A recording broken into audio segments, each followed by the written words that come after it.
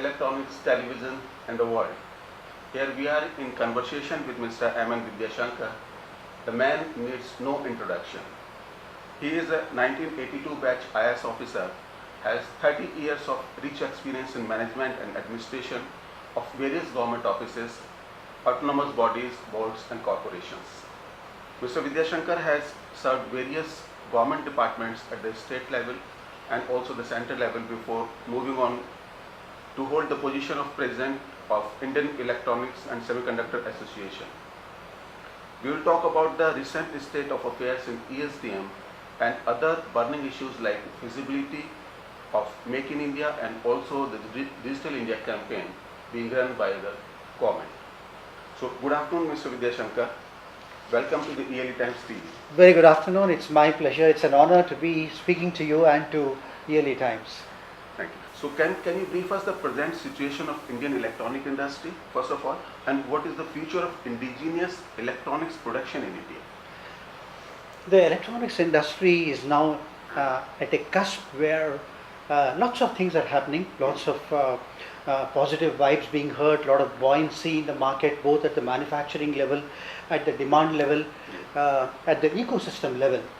The Make in India mission has given the electronics sector a very major push because as everyone knows, unless we do something in the electronics and semiconductor space in a very serious way and look at the kinds of interventions for local manufacturing, electronics imports is going to exceed oil imports, which will be a very difficult situation for the country. Yes. So we in IESA are especially focusing on local manufacturing, taking the Make in India as a mission for the association, and lots of things are happening on the field. The only thing is, this is a long gestation, capital intensive industry. Yes. We see some green shoots immediately. May take another couple of years time for the things to bear fruit, but rest assured that we are on the right track. Do you think the ecosystem needs a revamp? And is India taking a right approach in that direction? Ecosystem is one of the issues which industry has been talking about for quite some time, especially when it involves collaboration and joint venture with global companies. Yes. When we invite global companies, one of the issues they raise is that the supply chain, which is critical to manufacturing, is something that is missing in terms of a 360-degree intervention. But all these things take time. But we do see a lot of things happening in trying to enrich the existing supply chain and ecosystem. It may take 2 years, 3 years time for us to have at least 50% of the kind of ecosystem that we are looking at in terms of productization and manufacturing, but things are taking shape. So, but we are in the right direction. We are on the right track, and things are happening on the right front also to ensure that the kind of inputs, the kind of components that we need to put in position to enrich the ecosystem, they are having. So, what business opportunities are available for domestic and global companies partnering with the government agencies for internal security? IESA in particular is focusing on defense electronics and homeland security in a very big way. In fact, last year, that was in 2014, we had launched a very important program called Deftronics, focusing on defense electronics. In defense electronics, there are 3 verticals that we are looking at. One is defense, second is aerospace, and the third is homeland security or internal security. Yes. We are into the second year this time. It's happening in Delhi in Pragati Maidan on 9th, 10th and 11th of September. Yes. We are literally having a galaxy of speakers and a galaxy of representatives, global representatives, national representatives who are going to be a part of it. So internal security is an integral part of Deftronics, and we see a lot of opportunities. We see a lot of interest from companies in Israel, companies in Japan, companies in Europe, trying to collaborate and venture and partner with Indian companies in this space. So all these people are coming to the Deftronics show? We are having close to about 400 companies from 25 countries who are participating, because we are co-located with Electronica and Productronica. So the 3-day exhibition and 2-day conference, which is the shape of Deftronics, we'll see a lot of partnerships finding their expression and taking them to the logical end. Okay, so Means the collaboration, all such things are into agenda. Means Yes. at the venue itself. At the venue. Maybe they will not be able to give us details because all these things require the approval of the board, the shareholders and all. But we see a lot of B2B meetings already scheduled between Indian companies and global companies in all these three verticals. So how is the manufacturing in ESDM sector going to scale up the job opportunities, and also how will it help accumulating countries' forex reserve?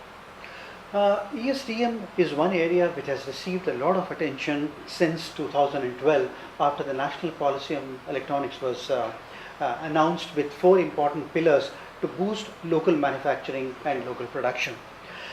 We see a lot of traction among Indian companies and among global companies who have their roots deep in the Indian economic scene. We see a lot of interest in local manufacturing. We also see a lot of interest in collaborating with local companies. Just to cite an example, we are getting a lot of requests from companies in Taiwan to collaborate with Indian companies in local manufacturing. Taiwan is also looking at, we get interest from developers in Taiwan to set up a Taiwanese industrial park. We see a similar response from Japanese companies also to set up something akin to what Taiwan is looking at. So we see a lot of interest both among companies in Asia and companies globally outside of Asia, trying to venture into collaboration and partnerships with Indian companies in the manufacturing space. And how can Make in India be coupled with the global alliances to galvanize the country's immense potential in strategic electronics? See, market is something that everyone is looking at in India. With 1.25 billion plus of population, every big company, I wouldn't necessarily say big company, every company in the ESDM space, electronic system and design and manufacturing space, they are looking at collaborating with Indian companies with the primary aim of tapping the market. In addition, if you look at the kind of announcements made recently by companies like Foxconn, they are not only looking at manufacturing in India to cater to the Indian market, they are also looking at manufacturing for the global economy, taking India as base, taking the kind of positive factors and positive inputs that we have in terms of manpower, in terms of availability of skill, in terms of availability of research and development facilities. So we see a lot of buoyancy in this sector also. And how is the public-private partnership going to accelerate the pace of indigenous defense production? We are coming out with a new defense electronics policy. In fact, Ministry of Defense has given us a mandate to NASSCOM and IESA. It's a joint venture where we are producing a report on the kind of opportunities available for local manufacturing. Because if you look at the electronics component in the total defense budget, it is close to about 70,000 crores according to the estimates that we have. Now, if this 70,000 crores of electronics component could be manufactured in India, it's not going to happen over time. Certainly it take time, but the thing is, we have made the right beginning. The defense electronics policy is almost, the beta version is ready. We are going to share it with Ministry of Defense, with NASSCOM and with the board of IESA, take the final inputs from them, and we are thinking of launching the country's first defense electronics policy on 9th of September, which will clearly delineate the kind of opportunities available for Indian companies per se, the kind of opportunities available for them to collaborate with global companies, the kind of opportunities available in the short term, medium term and long term in all these three verticals. Earlier there was no policy on defense electronics as such. No. In fact, we made a request to Ministry of Defense in a meeting that was held under the chairmanship of Secretary Ministry of Defense on 4th of December 2014. It was a joint request made by IESA and NASSCOM, where they readily agreed and then said, if we are to encash on the Make in India opportunities available, which is, as I said, 70,000 crores plus of electronics in the defense sector, they said, why don't you come out with a policy? And we have been working on the policy in the last 6 months' time. We have given it to a global company which is of repute in the defense sector. They have just given us the beta version of it. We would be giving the inputs from ISA's front, NASSCOM's front, also be taking inputs from the MOD's front. And finally, we are thinking of launching it on 9th of September during the inaugural of electronics. So since you are involved in the drafting of the national policy, this policy, defense policy on electronics. So what do you think would be the salient features of that policy? The salient features, I may find it a bit difficult to come out with it right now because the ownership is with Ministry of Defense. Okay. Unless we take their inputs, it may be a bit difficult for us to come out with the nuts and bolts of the policy. Hopefully, once we get their inputs, because we are going to share that policy, the beta version of the policy either today or tomorrow with MOD, they will be taking about a couple of weeks' time to come back to us. We are timing it in such a way that we launch it on 9th of September, but unless we get their inputs, maybe we'll find it a bit difficult to come out with the nuts and bolts. But we'll certainly, you can be sure that we'll share it with ELE Times on priority as soon as we get all the inputs. But what would be your recommendations to the government of India on this? Basically, what we are saying, Broadly, not the specific one. There will be three buckets of recommendations. Under the Make in India banner, what is it that we can immediately start producing locally? Okay. Because we are preparing a heat map, or what is called as heat matrix, Okay. which will give the details of what is the local capability available Yeah. in the industry, in the ESDM space today in India. Yes. Now, if we have that local capability matrix available, now what can be produced by the private sector will be transferred to the private sector. Okay. Wherever we can do it over a period of 3 to 5 years time, that will be a medium-term recommendation. Right. And finally, what can be done over a longer period of time. But once this defense electronics policy is made available to the Ministry of Defense and they come out with their inputs and we fine-tune the report, it has to be converted into a government order with the requisite and procedural requirements of approval by the ministry, by the cabinet and so on.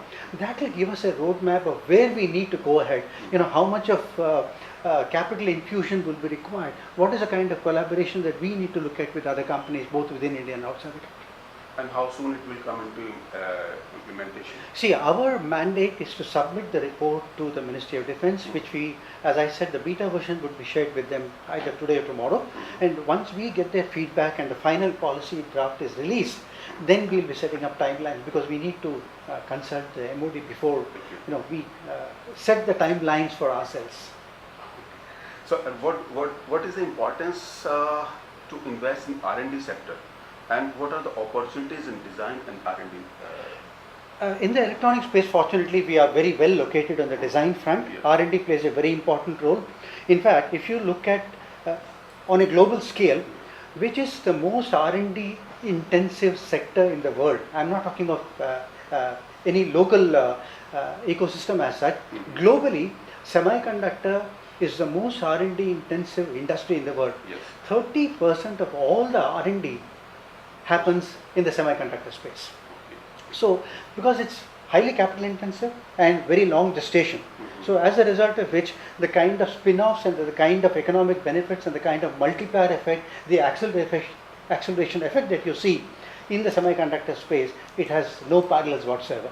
So, very good scope for R&D, because as you know, today we can't think of any life, any survival without electronics. Yeah. Electronics is everywhere. Right. So with that kind of a system, with that kind of an ecosystem that we are looking at in the next 5 to 10 years time, Yeah. R&D will play a very important role, and each one of the companies, in fact member companies even in IESA, they are devoting a huge amount of their revenue also towards R&D. More importantly, the CSR activities which is permitted under the new MCA dispensation also permits incubation R&D centers in education institutions which are approved by the center. That has also given a further fillip for R&D investments in the ESDM space. So where do you see the investment coming from?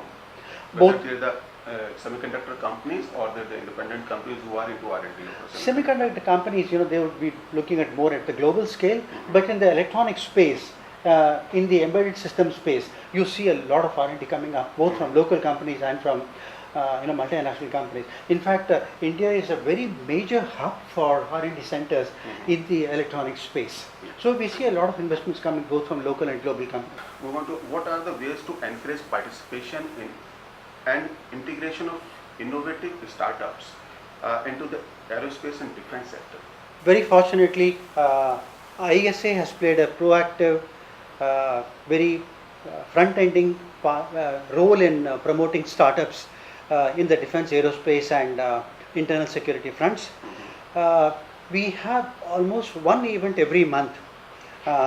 Sometimes the event is in Delhi, sometimes the event is in Hyderabad, Pune, Bangalore, where we try to promote startups. In view of the fact that IoT is going to occupy a lot of our attention in the next 5 to 10 years time, with close to about 50 billion connected devices by 2022 or 2021. Promoting startups and giving them the right kind of fillip, the kind of push that they require is occupying occupying a lot of attention of IESA. We had a very important event in Bangalore where we promoted startups on the 12th of May, 15th of June, 25th of July. Now, each one of these events we promoted 10 to 12 startups covering a number of verticals. There were startups in the defense front, there were startups in the aerospace sector, there were startups in medical electronics, energy, intelligent transportation system, and so on. So, promoting startups is occupying a lot of attention of IESA in the ESDM space. So, do you think, do you agree that the government needs to encourage existing companies to invest and also expand, and that will be the fastest short-term kickstart to this industry? Absolutely. In fact, that is precisely what two of the very important components of the National Policy on Electronics tries to do. One is the MSIPS and second is the Electronic Manufacturing Cluster. In fact, MSIPS has got a very, very major boost in the recent past with this extension by 5 years, and also including 15 additional items in the consumer electronics space. That should be a major trigger, a major driver for new startups to start their operations, to begin scaling up their operations in the defense, aerospace, and internal security verticals. But do you think that supporting these startups has come on the ground as well, because after the government has assumed power, so it has not seen, the growth is not being seen in the electronic sector? I think, as I said in the beginning, electronic sector is number one, capital intensive and is long gestation. So we do see, in fact, as of now, there are more than 70 applications filed under modified special incentive package scheme. And out of these 70 plus applications, close to about 45% of the applications are from the member community of IESA. And we have also been promoting our members, both big, small, and tiny, to file their applications, both for starting a new company as also for expanding their existing operations, either individually or through collaborations. In fact, 3 of our member companies have already received the approval and sanction from DAITY, and we are looking at a much bigger role by IESA in promoting new startups, number one, and also to expand the operations of the existing members in IESA in the ESDM space. So what challenges do you think you have to address in order not to hamper the implementation of national policy on electronics? One thing, and also the electronics policy on and the projected growth of electronics products in India or the manufacturing there. Yeah, two of the issues which our member companies, as also our interaction with other national industry bodies, two of the issues which come up in each one of these discussions that we have. One is on the land front and second is on the labor law front. On both these fronts, the government of India is working pretty hard to bring in the kind of reforms required to be in line with what we normally see on a global scale. But they may take some time because they require parliamentary approval. But in our perception, these are the two very major issues which may turn out to be as obstacles if we are to achieve the kind of rates of growth that we have been visualizing and expecting in the ESDM space. So coming to your answer again, what you have to say on the high cost of development of products, and also including duties, taxation, capital, incentive, and the infrastructure issues that are leading to the slow pace of investment in this sector? The GST regime should infuse fresh blood, because the industry is expecting the GST to be in position by 1st of April 2016. That will be a very major relief to both domestic and multinational companies. But it doesn't seem to be in place now. Because the target given in the last budget is that it will be in position by 1st of April 2016. Yes. In fact, even now the discussions are going on in the Parliament on the issue. We saw some news items of some developments happening in the last cabinet meeting also. So the industry is very optimistic about the GST regime coming into position, because that will infuse an element of certainty when it comes to investment decisions, because each state having its own tax regime will act as a disincentive for companies to participate in a big way. But we see a lot of hope in GST trying to resolve and close some of these concerns. GST is working in the most of the countries in the world. We have some apprehension in India. So what are those apprehension, and what these apprehension can be removed from the industry? As of now, the apprehension is only about exclusions within GST. Yeah. I mean, if GST is all pervasive, I think that will be a very good comfort. But if there are exemptions given to different states, maybe that will act as a deterrent in the case of those states which seek exemptions. But otherwise, GST is something which the industry is going to welcome in a very big way with open arms, because that, as I said, it not only introduces an element of certainty, it also introduces an element of uniformity, saying that I would try to locate my investment decision or my investment or the project in a location which is most economically optimal. So do you think that there should be the establishment of ESDM Innovation Center across the country, and where electronics product ideas can be taken from prototype to the product? Lots of initiatives are happening at the state level and at the national level. In fact, some of the states are focusing on the kind of areas where already an existing ecosystem is pretty rich. For example, Kerala is trying to focus on medical electronics. There is a focus in favor of automobile electronics in Pune area. There is a focus covering a number of verticals in Karnataka because of the rich ecosystem that Karnataka has. Noida and Gurgaon areas are also focusing on the kind of ecosystem that they currently have. Okay. So on the incubation and innovation front, one innovation at the national level or rapid prototyping may not help. It will be a distributed system that the industry is looking at, and even the way you see the present initiatives, they are all distributed depending on the kind of existing ecosystem. Now, how do you see and analyze the coming of Xiaomi and Foxconn to India, and what impact does it make to the investment confidence who are sitting on the fence, who want to invest in India? Foxconn, as we all know, is the largest and the biggest EMS company in the world. Similarly, Xiaomi, which is the third largest manufacturer of mobile phones in the world, coming into India, should give the right kind of vibes and right kind of signals to other global companies who are thinking of investing in India. And I'm sure coming up, these two companies will enrich the ecosystem in terms of supply chain, in terms of creating the right kind of cluster, both backward and forward linkages that a cluster looks at.